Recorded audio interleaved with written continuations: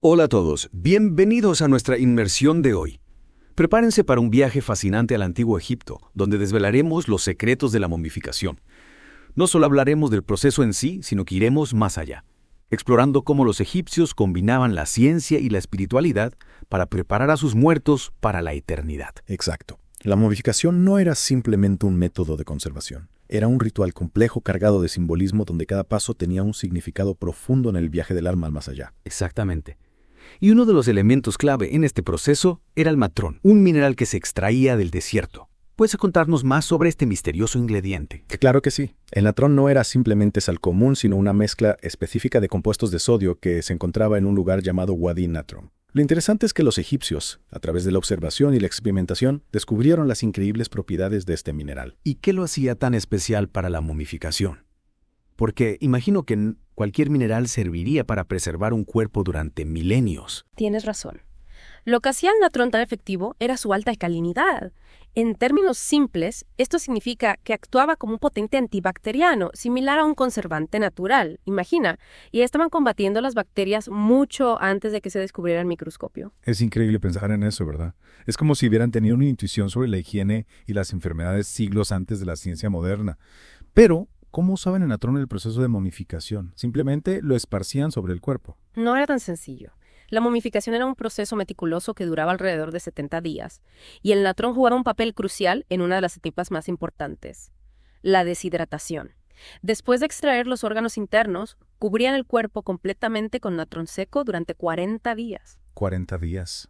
Me imagino que la cantidad de natrón que se necesitaba debía ser enorme. Y esto solo para secar el cuerpo. Sí, el natrón absorbía toda la humedad del cuerpo, impidiendo así la putrefacción. Pero para los egipcios, este proceso iba más allá de lo práctico. El color blanco del natrón simbolizaba la pureza, y el proceso de deshidratación se veía como una purificación del cuerpo para el viaje al más allá. Entonces, a cada paso tenía un significado simbólico. No era solo ciencia, era una fusión de lo práctico y lo espiritual. ¿Y qué hacían con los órganos que extraían? Los órganos también se trataban con sumo cuidado. Se lavaban con vino de palma y especias, y luego se colocaban en vasijas especiales llamadas vasos canopos, cada una dedicada a un dios protector. Por ejemplo, el hígado se colocaba en un vaso con la imagen de Imset, un dios con cabeza humana, mientras que los pulmones iban en un vaso con la imagen de Hapi, un dios con cabeza de babuino. Es fascinante cómo cada detalle estaba conectado a la mitología. Hablando de detalles, se usaban otros materiales además del natrón en la momificación. Por supuesto, además del natrón, utilizaban resinas, aceites y especias. Las resinas, como la de cedro, ayudaban a sellar el cuerpo y a protegerlo de la humedad, mientras que los aceites aromáticos, como el de mirra, le daban un aroma agradable y servían como ofrenda a los dioses. Entonces, cada elemento tenía una doble función, práctica y simbólica. Me imagino que todo esto requería de personas con un conocimiento muy especializado.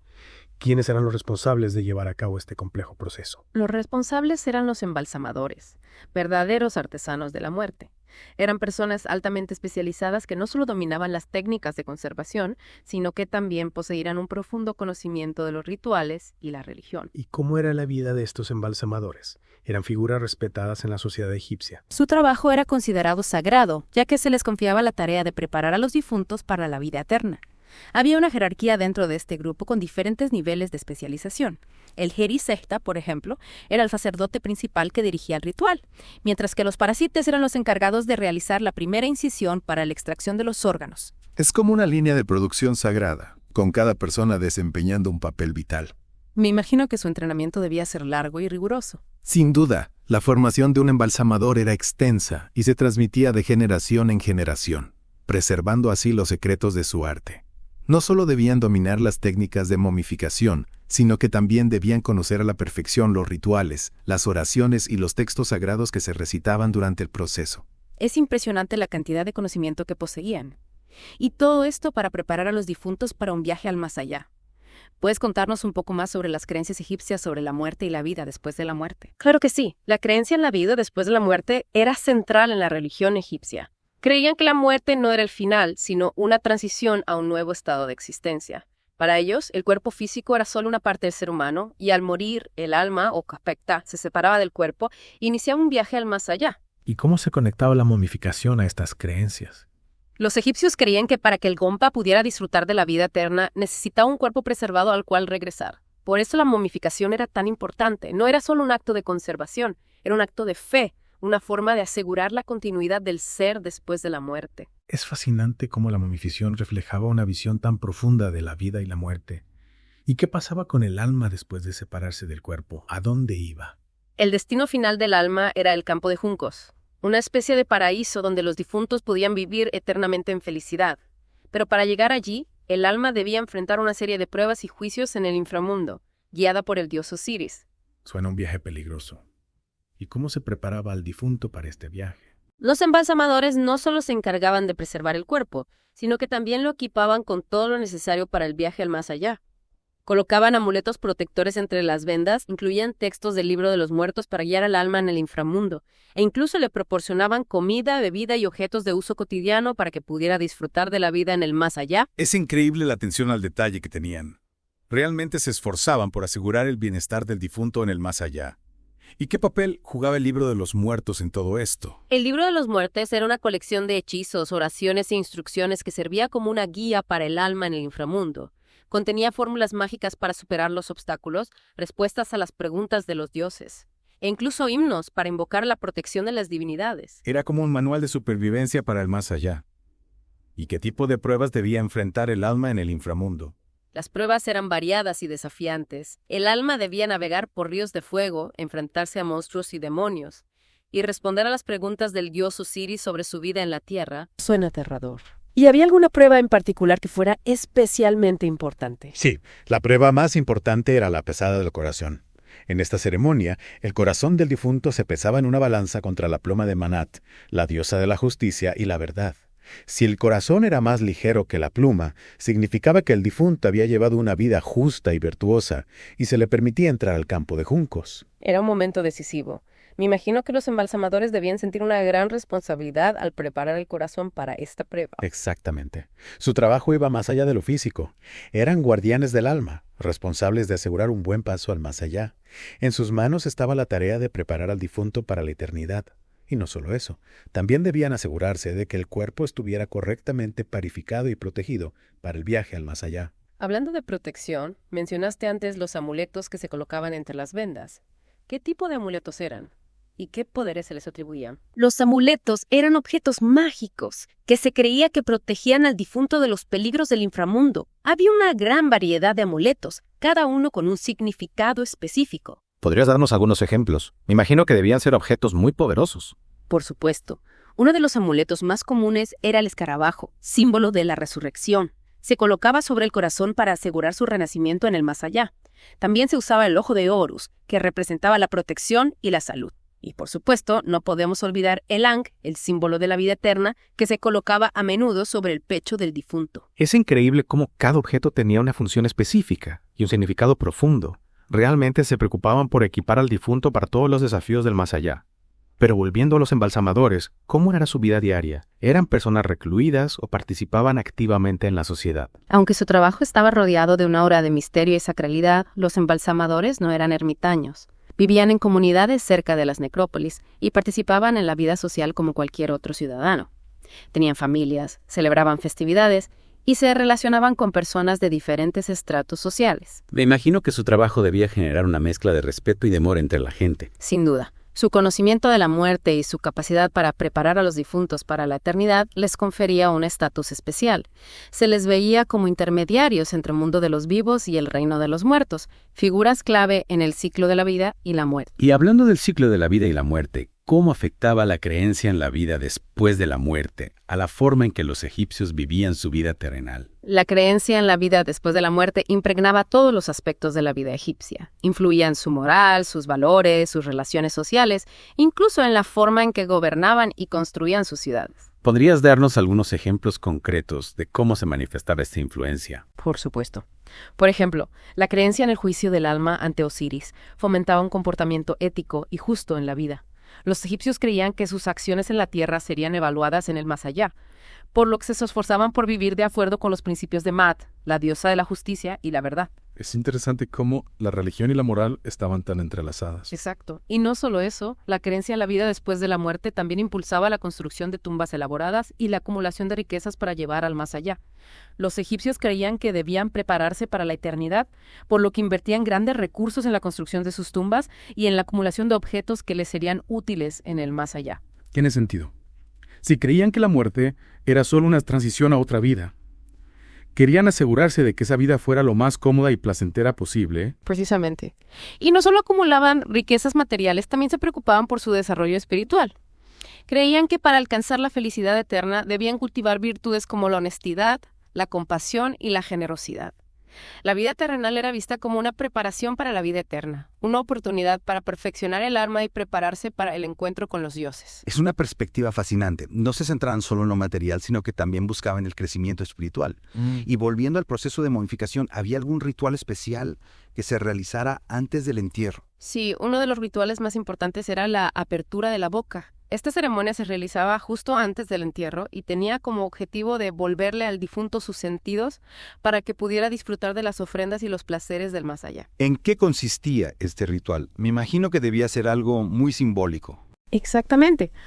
El sacerdote utilizaba una serie de instrumentos especiales para tocar simbólicamente la boca, los ojos, la nariz y los oídos de la momia, recitando al mismo tiempo fórmulas mágicas para restaurar sus funciones. Se creía que este ritual devolvía al difunto la capacidad de ver, oler, saborear y escuchar en el más allá. Es una imagen muy poderosa.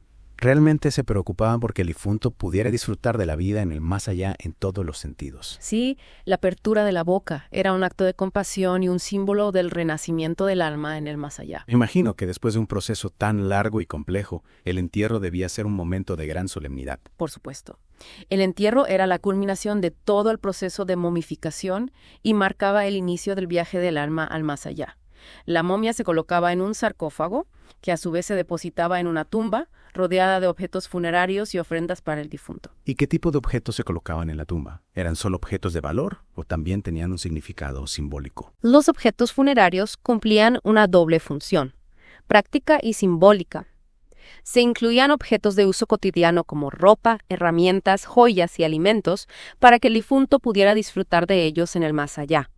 Pero también se incluían objetos con un significado religioso, como estatuillas de dioses, amuletos protectores y textos del libro de los muertos, que servían para guiar y proteger al alma en su viaje al inframundo. Es fascinante cómo cada detalle estaba pensado para asegurar el bienestar del difunto en el más allá. Realmente creían que la vida continuaba después de la muerte y que debían prepararse para ella con el mismo cuidado que preparaban su vida terrenal. Exactamente. La muerte no era vista como un final, sino como una transición a otro estado de existencia. Y la momificación era la clave para asegurar una transición exitosa. Y gracias a la momificación, hoy podemos aprender mucho sobre la vida, las creencias y las costumbres del antiguo Egipto. Las momias son como cápsulas del tiempo que nos permiten asomarnos a un pasado remoto y fascinante. Es cierto, las momias no solo nos revelan detalles sobre la anatomía y las enfermedades de los antiguos egipcios, sino que también nos hablan de su arte, su cultura, sus creencias y su visión del mundo. Y no olvidemos el impacto que la momificación ha tenido en la cultura popular. Desde las películas de Hollywood hasta los museos de todo el mundo, las momias siguen fascinando e intrigando a la gente. Sin duda. La momificación es un testimonio de la creatividad, el ingenio y la profunda espiritualidad del antiguo Egipto. Y hablando de espiritualidad, me gustaría profundizar un poco más en las creencias egipcias sobre el alma y su destino en el más allá. Mencionaste antes el campo de juncos. ¿Puedes contarnos un poco más sobre este lugar paradisíaco? El campo de juncos, también conocido como el campo de Aru, era la morada eterna de los bienaventurados. Era un lugar de felicidad, abundancia y belleza, donde los difuntos podían disfrutar de todas las cosas buenas que habían experimentado en la tierra, pero sin las limitaciones del mundo físico. Suena a un lugar idílico. ¿Y cómo se imaginaban los egipcios la vida en el campo de juncos? Lo imaginaban como un reflejo idealizado de la vida en la tierra, pero sin dolor, sufrimiento o muerte. Los difuntos podían cultivar la tierra, navegar por ríos, cazar animales y disfrutar de banquetes con sus seres queridos. Era un lugar de paz, armonía y plenitud. Es una imagen muy reconfortante. Y todos los difuntos podían acceder al campo de juncos, o había una condición especial que debían cumplir. No todos los difuntos podían acceder al campo de juncos. Solo aquellos que habían pasado con éxito la prueba de la pesada del corazón y habían demostrado ser justos y virtuosos podían disfrutar de la vida eterna en este paraíso. Entonces, era una especie de recompensa para los que habían llevado una buena vida. Exactamente. El campo de juncos representaba la culminación del viaje del alma, la recompensa por una vida virtuosa. ¿Y aquellos que no pasaban la prueba de la pesada del corazón, cuál era su destino? Su destino era menos agradable. Sus corazones eran devorados por Amet, una criatura monstruosa con cabeza de cocodrilo, cuerpo de león y patas traseras de hipopótamo. Se creía que este acto de destrucción total del alma era una segunda muerte, una aniquilación definitiva. Suena aterrador. Realmente la creencia en el juicio del alma y la posibilidad de una segunda muerte debían influir en el comportamiento de los egipcios. Sin duda, la posibilidad de un castigo eterno era un poderoso incentivo para vivir una vida recta y virtuosa. Los egipcios se esforzaban por evitar el destino de aquellos que no pasaban la prueba de la pesada del corazón. Es interesante cómo las creencias religiosas pueden tener un impacto tan profundo en la vida de las personas. Y volviendo a la momificación, ¿podrías contarnos un poco más sobre los diferentes tipos de momificación que existían? Porque me imagino que no todas las momias se elaboraban con el mismo nivel de detalle. Tienes razón. Había diferentes tipos de momificación que variaban en función del estatus social y económico del difunto. La momificación más elaborada y costosa era la que se realizaba para los faraones y la nobleza, mientras que las personas de clase baja se sometían a procesos más sencillos y económicos. ¿Podrías darnos algunos ejemplos de las diferencias entre los distintos tipos de momificación? Claro que sí. En la momificación de élite se extraían todos los órganos internos, se lavaban y se trataban con natrón, resinas y especias, y se colocaban en vasos canopos. El cuerpo se deshidrataba por completo con natrón durante 40 días, se lavaba con aceites aromáticos y se vendaba con cientos de metros de lino fino, entre los que se colocaban amuletos protectores y textos del libro de los muertos. Finalmente la momia se cubría con una máscara funeraria de oro o de otro material precioso. Es un proceso realmente complejo y sofisticado. ¿Y en las momificaciones más sencillas cómo se procedía? En las momificaciones más sencillas no se extraían todos los órganos internos, o se extraían a través del ano sin realizar incisiones en el cuerpo. El proceso de deshidratación con natrón podía ser más corto y se utilizaban menos materiales para el vendaje. Las máscaras funerarias, si es que se usaban, eran de materiales más modestos como la madera o el yeso. Entonces, la calidad de la momificación era un reflejo del estatus social del difunto. Exactamente. La momificación era una forma de expresar la riqueza, el poder y la posición social en la vida e incluso después de la muerte. Es fascinante cómo un ritual funerario podía reflejar las diferencias sociales de una época tan remota. Y hablando de diferencias, ¿había algún tipo de momificación especial para los animales? Porque sabemos que los egipcios también momificaban animales. Sí, los egipcios momificaban una gran variedad de animales, desde mascotas hasta animales sagrados. La momificación de animales era una práctica común en el antiguo Egipto y reflejaba la importancia que los animales tenían en su religión y cultura. ¿Podrías contarnos un poco más sobre las razones por las que momificaban animales? Claro que sí. Las razones eran variadas. Algunos animales, como los gatos, los perros y los monos, se momificaban como mascotas para que pudieran acompañar a sus dueños en el más allá. Otros animales, como los toros, los cocodrilos y los ibis, se momificaban por su asociación con dioses específicos. Por ejemplo, el toro Apis era considerado la encarnación del dios Ta, y su momificación era un acto de gran importancia religiosa. Es interesante cómo la momificación de animales también tenía un significado religioso. Exactamente. Los egipcios creían que los animales, al igual que los humanos, tenían un alma que debía ser preservada para la vida después de la muerte. La momificación de animales era una forma de honrar a los dioses, de asegurar la continuidad del ciclo de la vida y de expresar la conexión entre el mundo humano y el mundo animal. Es una muestra más de la profunda espiritualidad que impregnaba todos los aspectos de la vida egipcia. Y hablando de espiritualidad, ¿cómo se conectaba la momificación con el mito de Osiris, el dios de la resurrección? El mito de Osiris era central en la creencia egipcia en la vida después de la muerte. Osiris era un dios que había sido asesinado por su hermano Set, pero su esposa Isis, con la ayuda de otros dioses, logró resucitarlo a través de la momificación. Es una historia fascinante. ¿Y cómo se relacionaba este mito con la práctica de la momificación? Se creía que la momificación era un reflejo del mito de Osiris, una forma de imitar el proceso de resurrección del dios. Al momificar a los difuntos, los egipcios estaban recreando simbólicamente el mito de Osiris, con la esperanza de que sus almas también pudieran resucitar y alcanzar la vida eterna. Es una conexión muy poderosa. La momificación no era solo un proceso técnico, era un acto de fe, una forma de participar en un mito sagrado y de asegurar la continuidad del alma después de la muerte. Exactamente. La momificación era una expresión tangible de la creencia egipcia en la vida después de la muerte, un ritual complejo y sofisticado que reflejaba su profunda espiritualidad y su visión del mundo. Y es que la momificación, más allá de su complejidad técnica y su significado religioso, nos revela la fascinación del ser humano por la eternidad, por trascender los límites de la vida terrenal. Así es. Los egipcios, con su visión cíclica del tiempo y su profunda convicción en la continuidad del alma, nos dejaron un legado invaluable no solo en el ámbito de la conservación, sino también en el de la filosofía y la espiritualidad.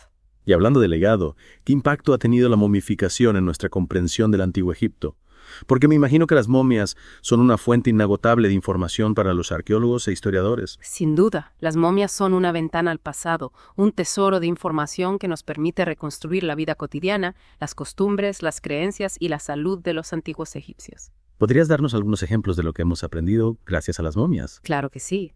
El análisis de las momias nos ha revelado detalles sobre la dieta de los antiguos egipcios, las enfermedades que padecían, las técnicas médicas que utilizaban, incluso las prácticas cosméticas que empleaban. Es increíble pensar que podemos conocer esos detalles tan íntimos de la vida de personas que vivieron hace miles de años. Así es. Las momias nos permiten acercarnos a la humanidad de los antiguos egipcios, a sus alegrías, sus penas, sus enfermedades y sus esperanzas. Y no solo eso. Las momias también nos han ayudado a comprender mejor la evolución de la anatomía humana y el desarrollo de las técnicas de conservación. Exacto. El estudio de las momias ha sido fundamental para el avance de la medicina forense, la antropología y la arqueología. Y es fascinante cómo un ritual funerario ha tenido un impacto tan grande en la ciencia moderna. Y no olvidemos el impacto que las momias han tenido en la cultura popular. Las momias han inspirado innumerables obras de arte, literatura, cine y televisión. Es cierto. Desde las novelas de aventuras del siglo XIX hasta las películas de terror contemporáneas, las momias siguen fascinando e intrigando a la gente. La imagen de la momia vendada, envuelta en misterio y leyenda, ha capturado la imaginación del mundo entero. Y hablando de misterio, ¿hay algún enigma sin resolver relacionado con la momificación que siga intrigando a los investigadores? Por supuesto. A pesar de los avances en la investigación, todavía hay muchos aspectos de la momificación que no comprendemos completamente. Por ejemplo, todavía no se ha descifrado con precisión la fórmula exacta de los bálsamos y ungüentos que utilizaban los embalsamadores para preservar los cuerpos. Es como una receta secreta que se ha perdido en el tiempo. Exacto.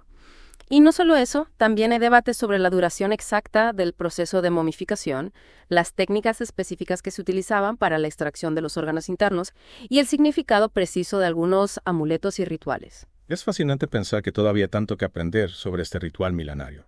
Así es. La momificación sigue siendo un enigma que nos desafía a seguir investigando y descubriendo nuevos secretos del antiguo Egipto. Y para terminar nuestra inmersión en el mundo de la momificación, me gustaría invitar a nuestros oyentes a reflexionar sobre la visión de la muerte que tenían los antiguos egipcios. Para ellos, la muerte no era el final, sino una transición a otra forma de existencia. Exacto. Los egipcios nos enseñan que la muerte es una parte inevitable del ciclo de la vida y que podemos prepararnos para ella con el mismo cuidado y atención que dedicamos a nuestra vida terrenal. Y al igual que los antiguos egipcios se esmeraban en preparar a sus difuntos para el viaje al más allá, nosotros también podemos reflexionar sobre el legado que queremos dejar en este mundo y cómo queremos ser recordados por las generaciones futuras. Es una reflexión profunda y valiosa. La momificación, más allá de su fascinante técnica y su significado religioso, nos invita a pensar en la trascendencia del ser humano y en la búsqueda de la eternidad. Y con esta reflexión, queridos oyentes, damos por concluida nuestra inmersión en los secretos de la momificación egipcia. Esperamos que hayan disfrutado del viaje tanto como nosotros. Gracias por acompañarnos en esta fascinante exploración del antiguo Egipto. Y recuerden, el antiguo Egipto sigue vivo en sus museos, sus monumentos, sus textos y sus leyendas. Anímense a seguir explorando este mundo lleno de misterio y sabiduría.